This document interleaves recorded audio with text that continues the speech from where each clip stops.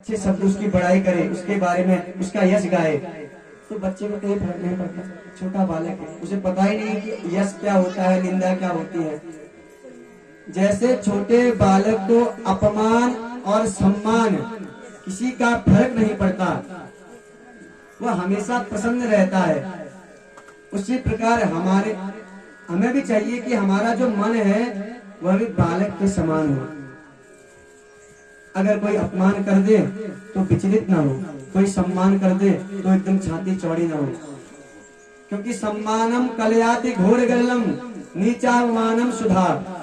क्योंकि सम्मान कलयुग में ऐसा विष है, अगर आपका आज सम्मान हो रहा है, एक छोटी आप गलती कर देते हैं, क्योंकि जिसका सम्मान होता है उसे ऊंचे पद में बैठाया जाता है, और जब वो व्यक्ति ऊंचे पद में बैठ जाता है, अगर उसके बाद वो छोटा भी अपमान कर दे, कोई छोटी गलती कर दे, तो वही सम्मान आज विष के समान उसका अंत कर देता है। छोटी बात, छोटी सी क्रिया, अगर कोई सम्मानित व्यक्ति, बड़ा अधिकारी गलती से अपशब्द बोल दे, भले समाज में उसकी बदनामी हो जाएगी। जिसका पहले सभी सम्मान करते थे, आज उसका अपमान करेंगे। तो सम्मानम कलयाति घोर गलम, अगर आपका सम्मान हो रहा है तो सतर्क रहिए, ऐसी कोई चेष्टा मत कीजिए जिससे अपमान हो जाए, क्योंकि सम्मान जब आता है अपमान भी उसके साथ आता है। जिस प्रकार बालक पर निंदा और स्तुति का कोई फर्क नहीं पड़ता, हमको भी चाहिए कोई निंदा करे, कोई सम्मान करे तो मन को शांत रखें, अभिमान न आए कि इतने व्यक्ति हमारा सम्मान कर रहे हैं, इतने व्यक्ति हमको जानते हैं, इतने पहचानते हैं, ऐसी भावना मन में न आए। यह शिक्षा उस छोटे से बालक से हमें मिलती है। दत्तात्रेय जी ने अपना अगला गुरु एक कुमारी कन्या को बनाया। कुमारी कन्या घर में बैठी हुई थी। कुमारी कन्या, घर वाले कहीं बाहर गए थे अपना काम करने के लिए, अब कोई मेहमान आ गए। अब घर में धान था, चावल नहीं, तो कन्या क्या करने लगी, धान कूटने लगी। अब कोई मेहमान घर में आए, उस समय अगर हम धान कूटे तो मेहमान को लगेगा कि हमारा अपमान हो रहा है, इनके घर में खाने को नहीं है, हम किसके घर आ गए। तो कन्या उखल कूटने लगी, उसके हाथ में 4 चूड़ियां थी, तो चूड़ियां बजने लगी। उखल कूटते समय चूड़ियां बजती हैं, महिलाएं जो उखल कूटती हैं हमारे गांव में, जो कन्याएं हैं, जो माताएं हैं, उखल कूटती हैं, तो उखल कूटते समय चूड़ियां बजती हैं। तो कुमारी कन्या उखल कूटने लगी तो चूड़ियां बजने लगी, तो उसने क्या किया, एक चूड़ी उतार दी दोनों हाथ से, दोबारा उखल कूटने लगी। अब दोबारा उखल कूटने लगी, दोबारा चूड़ियां बजती, तो दोबारा एक बार चूड़ी उतार दी। अब दोनों हाथों में 2-2 चूड़ियां। अब उखल कूटने लगी, तब भी चूड़ियां बजे। तो कुंवारी कन्या ने क्या किया, दोनों हाथों में एक एक चूड़ी पहन ली। अब एक एक चूड़ी तो आवाज करेगी नहीं, अगर आप केवल एक चूड़ी पहने तो उससे आवाज नहीं होगी। हाँ, 2 चूड़ियां होंगी तब तो आवाज होगी। तो कन्या ने उखल कूटा, धान निकाला, धान साफ किए, मेहमान को भोजन कराया। तो इससे सीख क्या मिलती है कि उसने भोजन करा दिया, उससे सीख क्या मिली हमें। जैसे कन्या के हाथ में 4 चूड़ियां थी, उसने एक एक करके चूड़ी उतारी, तब उसने सम्मान पूर्वक उस अतिथि को भोजन कराया, उस अतिथि को अपमान का अनुभव नहीं होने दिया। उसी प्रकार हमको भी चाहिए, अगर हमें जप करना है, तप करना है, पूजन करना है, तो एकाकिनो अकेले करना चाहिए। अगर जप में बैठे अकेले बैठे, तप में बैठे अकेले बैठे, 4-5 लोग अगर जप करने बैठेंगे, एक माला जप होगी, वह फसक स्टार्ट, केवल बातें होंगी, जप नहीं होगा।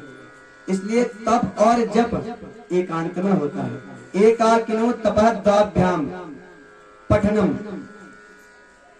अगर 2 व्यक्ति हो, 2 विद्यार्थी हो, तो पढ़ाई अच्छी होती है। कैसे?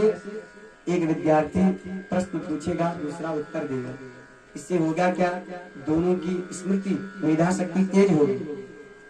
द्वाभ्याम पठनम और गायनम त्रिभी। अगर भजन कीर्तन करने हो कम से कम 3 लोग होने चाहिए। एक गायन करे, एक वादन करे और एक नृत्य करे, तब कीर्तन का आनंद आता है। गायनम वादनम नृत्यम त्रिभी संगीतमुच्यते। गायन, वादन और नृत्य, यह 3 संगीत की त्रिधा विधियां हैं। तो अगर कहीं कीर्तन करना हो कम से कम 3 लोग होने चाहिए। और चतुर्भिर गमनम क्षेत्रम। आपको कहीं घूमने जाना हो, बद्रीनाथ, केदारनाथ, यमुनोत्री, गंगोत्री, किसी तीर्थ स्थल में जाना हो, तो घर से बहुत दूर है, तो कम से कम 4 लोग तो होने चाहिए। गमनम चतुर्भी, 4 लोग हो तो यात्रा अच्छी होती है। अकेले यात्रा करेंगे डर भी लगेगा, किससे बात करें, किससे अपने दुख सुख किससे कहें। तो 4 लोग होंगे तो कोई भय भी नहीं होगा, बातें करते करते समय निकल जाएगा, यात्रा पूरी हो जाएगी। अगर 4 से अधिक लोग, 10-12 लोग ज्यादा इकट्ठा हो जाते हैं एक काम को करने के लिए, तो बहुभी रणम, रण कहते हैं युद्ध को। जब ज्यादा लोग इकट्ठा हो जाते हैं, काम एक होता है, तो होता क्या है? केवल बहस होती है, काम नहीं हो पाता। कोई कहता ऐसा होना चाहिए, कोई कहेगा नहीं नहीं नहीं ऐसा होना चाहिए, ये कहेगा नहीं हमने वहां ऐसा देखा था, ऐसा होना चाहिए। तो सब अपने अपने तर्क देंगे पर कार्य संपन्न नहीं होगा। तो यह शिक्षा हमें उस कुमारी कन्या से लेनी चाहिए। जब करना है अकेले, पढ़ाई करनी है 2 लोग, गायन वादन करना है 3 लोग कम से कम, यात्रा करनी हो कम से कम 4 लोग होने चाहिए। यह सीख हमें उस कुमारी कन्या से लेनी चाहिए। दत्तात्रेय जी ने अपना अगला गुरु एक बाण बनाने वाले को बनाया। जो बाण बनाने वाला मनुष्य होता है, अब तो नहीं बनते बाण। जैसे मूर्तिकार जो मूर्ति बनाते हैं, बड़े गौर से मूर्ति को आकार देते हैं, छन्ना हथौड़ी लगाते हैं, एकदम बारीकी से मूर्ति तराशते हैं।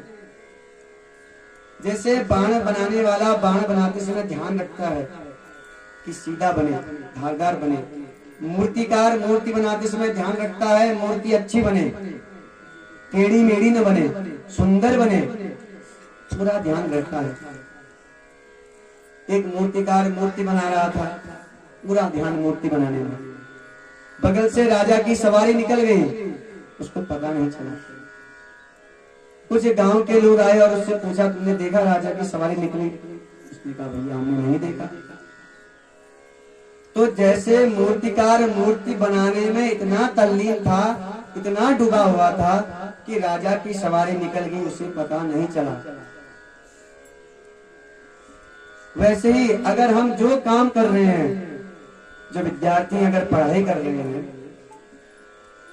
गृहस्थी में जो गृह काम कर रहे हैं, जो घर का कार्य कर रहे हैं, जो भी काम कर रहे हैं, ऐसे तल्लीन हो जाए कि जो अन्य विघ्न बाधाएं हैं, अन्य क्रियाएं हैं, किसने क्या किया, कौन क्या कह रहा है, कौन क्या बोल रहा है, उसका कोई फर्क हम पर नहीं पड़ना चाहिए। अब पढ़ाई करने बैठे, किताब खोली, अब मोबाइल बगल में है, इंटरनेट ऑन है, तुरंत मैसेज आ गया, एक लाइन पढ़ी, हाँ जी मोबाइल की, दोबारा एक लाइन पढ़ी, दोबारा मोबाइल बजा, दोबारा मोबाइल में दृष्टि गई, तो क्या हुआ? ध्यान भंग हो गया, पढ़ाई नहीं होगी। तो जैसे शिल्पकार एक मूर्ति को बनाने के लिए पूरे ध्यान पूर्वक उसमें नक्काशी करता है, उसी प्रकार हमको भी चाहिए जो कार्य करें, जो भी कार्य, विद्यार्थी विद्याध्ययन, गृहस्थी अपने घर का कार्य, तो तल्लीनता से, पूरे धैर्य से, पूरे मन से कार्य को करें। यह सीख हमें उस बाण बनाने वाले से, उसी मूर्तिकार से मिलती है। और विशेषकर यह शिक्षा तो विद्यार्थियों के लिए है। जब विद्यार्थी का जो विद्या अध्ययन का समय होता है, जो उम्र होती है 25 साल से पहले की उम्र, जब वो वास्तविक विद्या का अध्ययन करता है, उसके बाद बड़ी बड़ी बड़ी डिग्रियां हासिल करे, जो 12वीं तक की पढ़ाई होती है, उसमें जो विद्यार्थी पढ़ाई करते हैं बहुत कुछ सीखते हैं उससे। पढ़ाई तो सीखते हैं, विद्या सीखते हैं, सदाचार भी सीखते हैं।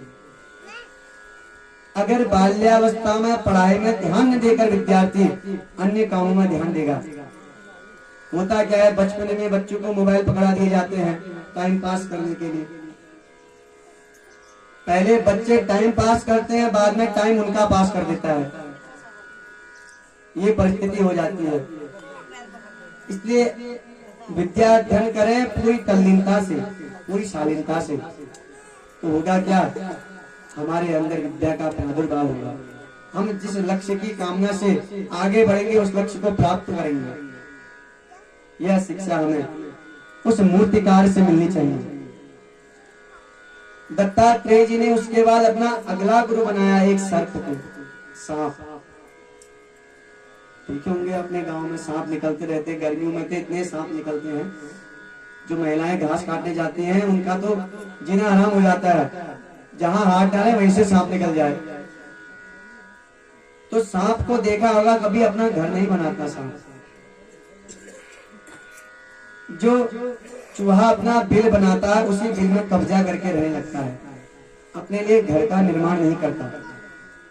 जिस प्रकार सर्प अपने लिए घर का निर्माण नहीं करता, उसी प्रकार अगर व्यक्ति के मन में वैराग्य उत्पन्न हो गया, अगर वह चाहता है कि मैं संन्यास धारण करूं, तो संन्यास, ये जो शिक्षा है केवल सन्यासियों के लिए है, विशेष रूप से सन्यासी के लिए विशेष रूप से इस प्रकार है, जैसे सर्प अपने लिए घर नहीं बनाता, सन्यासी को चाहिए अपने लिए मठ मंदिर का निर्माण न करे, आश्रम के चक्कर में न पड़े रहे, जहां मिल जाए वहीं प्रभु का भजन करे। सन्यासी विचरण करता रहे, जैसे सर्प विचरण करते रहता है, जहां मिल जाए वहीं रुक जाता है, जो मिल जाए खा लेता है। उसी प्रकार सन्यासी को भी चाहिए यह न सोचे कि मेरे इतने शिष्य हों, बड़े बड़े बनिया हमारे शिष्य बने, हमारे आश्रम बने, AC room, non AC room, ऐसा नहीं। सन्यासी को चाहिए कि मन कर्म वचन से संसार का लोभ, धन का मोह त्याग दे। यह शिक्षा विशेष रूप से उस सर्प से सन्यासी को लेनी चाहिए। दत्तात्रेय जी ने अपना 23वां गुरु एक मकड़ी को बनाया। जब बारिश का समय होता है, चौमास आता है, चातुर्मास, तो आप देखेंगे दीवारों में, खेत के किनारे किनारे मकड़ियां छोटे छोटे जाल बना लेती है अपनी। उस मौसम में अनेक जाले आपको दिखेंगे मकड़ियों के। तो जैसे मकड़ी अपने से ही जाला प्रकट करती है, उसमें रहती है, समय आने पर उसे छोड़ देती है, उसी प्रकार भगवान भी अपने से ही संसार को प्रकट करते हैं, अपने से ही पालन करते हैं और अपने से ही संहार कर देते हैं, अपने में ही लय कर लेते हैं। मकड़ी से यही सीख लेनी चाहिए, जैसे मकड़ी जाला बनाती है, रहती है, अंत में छोड़ देती है, उसी प्रकार इस संसार की सृष्टि पालन संहार भगवान करते हैं। यह शिक्षा उस मकड़ी से हमें लेनी चाहिए। दत्तात्रेय जी ने अपना अंतिम गुरु एक भृंगी कीड़े को बनाया। भृंगी कीड़ा, शाम को आप सुनते होंगे टे टे की आवाज आती है, बड़ी जोर से, छोटा सा कीड़ा होता है, बड़ी जोर से आवाज करता है, उसको कहते हैं भृंगी। तो भृंगी कीड़ा करता है, अन्य कीड़ों को पकड़कर अपने बिल में डाल देता है, बंद कर देता है, और जो दूसरा कीड़ा होता है वह भृंगी कीड़े का चिंतन करते करते करते उस भृंगी के समान हो जाता है, उसी के समान दिखने लगता है, उसी के समान उसकी आवाज हो जाती है।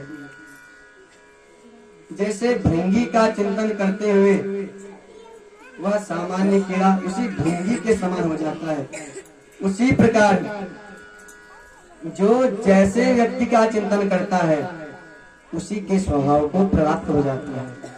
अगर हम बुरे व्यक्ति का चिंतन करेंगे, दुष्ट व्यक्ति का चिंतन करेंगे, तो हमारा स्वभाव भी दुष्ट हो जाएगा।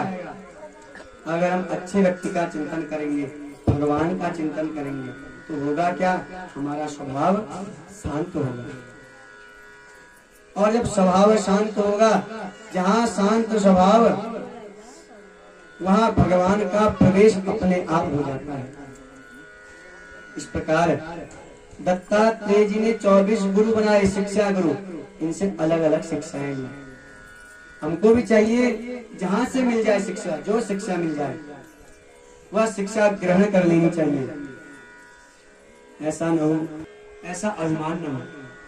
जहां से जो कुछ सीखने को मिल जाए उस शिक्षा को ग्रहण करें और अपने जीवन में अपनाएं। तो कार्तवीर्य अर्जुन ने अपना गुरु बनाया दत्तात्रेय जी को, और जिसके गुरु दत्तात्रेय जी के समान होंगे तो शिष्य तो महात्मा ही होगा, विद्वान होगा। तो कार्तवीर्य जो था बड़ा ही विद्वान, धर्मात्मा, पुण्यात्मा,